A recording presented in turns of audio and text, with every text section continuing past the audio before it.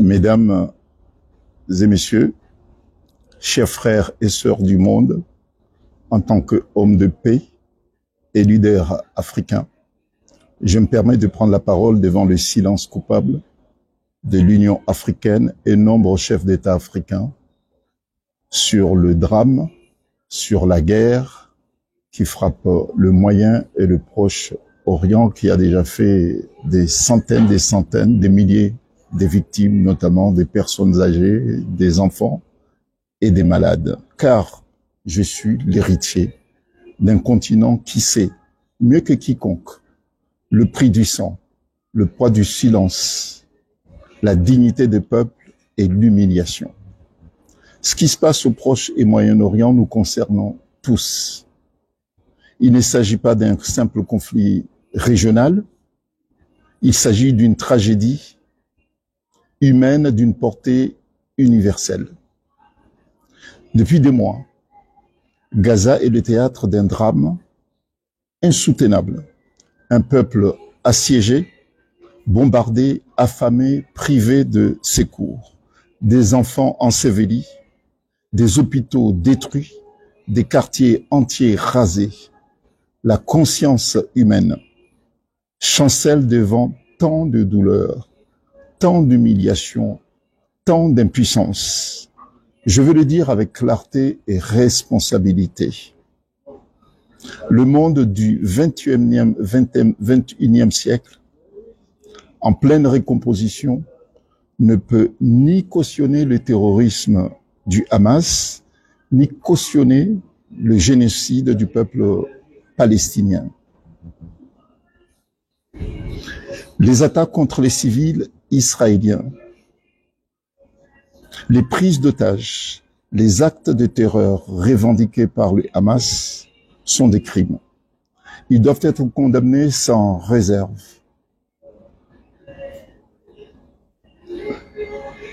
Le combat légitime pour la dignité du peuple palestinien et la reconnaissance de ses droits et pour sa liberté ne peut reposer sur l'aveuglement de la violence ni sur la terreur. Ces deux réalités ne s'annulent pas. Elles coexistent dans un cercle infernal. Et ce cycle que nous devons briser avec courage et lucidité et responsabilité. Je l'ai dit avec la plus grande gravité, la guerre ouverte entre Israël et l'Iran ne serait une guerre de plus, mais une bascule, une déflagration mondiale aux conséquences inéluctables et inimaginables. À Israël de cesser immédiatement les bombardements sur Gaza et l'Iran. La sécurité d'un État ne saurait se bâtir sur les ruines des peuples. Aucun droit à l'autodéfense ne peut justifier la négation du droit à l'existence d'autrui. Aucun acte, aucun droit à l'autodéfense ne peut se faire en dehors des règles connues et reconnues et acceptées par tous du droit international. Le droit international est la boussole et la référence sur lesquelles nous devons tous, les États doivent tous s'y conformer. Faute de quoi, ça sera le chaos. Au Hamas, il convient d'observer un cessez-le-feu. Cessez votre mouvement de terreur. Libérez les otages. Le peuple palestinien a besoin de justice, pas d'enfermement dans la violence. À l'Iran, faites preuve de retenue. Ne succombez pas aux provocations. C'est même pas des provocations, mais aux violences.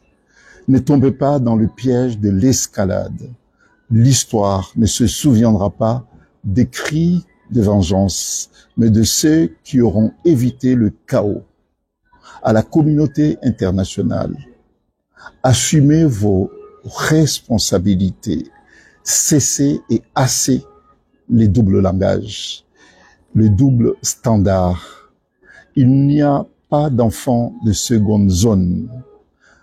Un mort à Gaza vaut un mort à Tel Aviv. Un principe violé affaiblit tous les droits, partout ailleurs.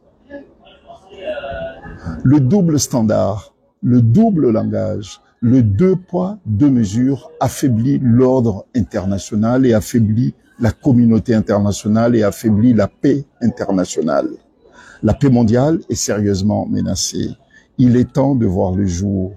La convocation d'une conférence internationale de paix sous l'égide des Nations Unies avec le soutien actif de l'Union africaine, de la Ligue arabe, de l'Union européenne, des États-Unis d'Amérique, de la Chine et de tous les États désireux de s'engager pour la paix, pour un ordre international reposant sur le respect du droit international, le respect de la dignité humaine et le respect des valeurs de l'humanité.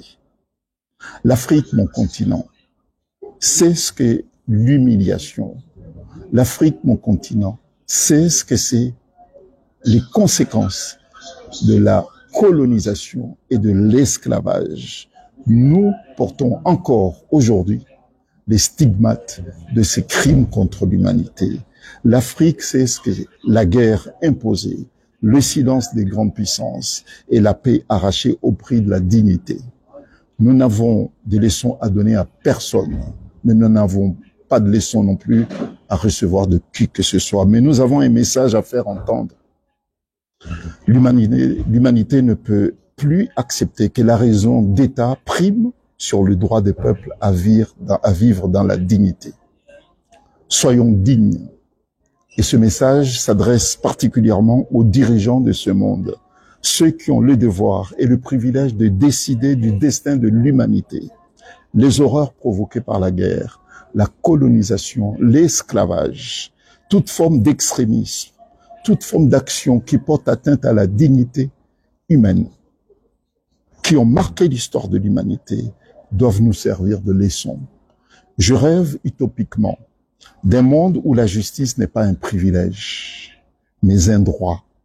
D'un monde où les souffrances ne seront pas hiérarchisées selon les cartes diplomatiques. Des mondes enfin dignes de ce nom. Cette paix, c'est à nous de la défendre. Ici, maintenant, avec courage, avec vérité, humilité et bienveillance. L'humanité a besoin de paix. Elle a besoin de la contribution de chacun, même la plus modeste, mais surtout celle des États, de nos États, des organisations, celles qui ont le privilège et l'obligation de bâtir un monde plus fraternel, plus solidaire et épargner des conflits meurtriers. Pensez à ces personnes âgées, à ces enfants, à ces malades, obligés de fuir les hôpitaux, obligés de fuir leur maison, leur ville, leur pays. L'égoïsme doit cesser. Faites-le. Vous en avez les moyens et vous êtes dans l'obligation de contribuer à un monde meilleur, épargné de ces conflits meurtriers. Vive l'humanité dans la paix, vive l'humanité dans la fraternité et plus d'humanité dans ce monde marqué par des conflits, meurtriers par l'égoïsme. Merci.